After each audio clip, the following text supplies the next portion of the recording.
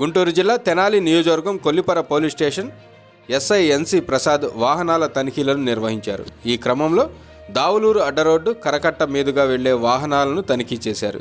Kollipara bus stand వద్ద parking చేసిన తోపుడు బండ్ల వారికి, వాహనాలు నిలిపిన వారికి కౌన్సిలింగ్ ఇచ్చి మరలా ఇక్కడ ఎటువంటి వాహనాలను తోపుడు బండ్లను ఆపినా చట్టరీత్యా చర్యలు తీసుకుంటామని ఎస్ఐ ప్రసాద్ హెచ్చరించారు.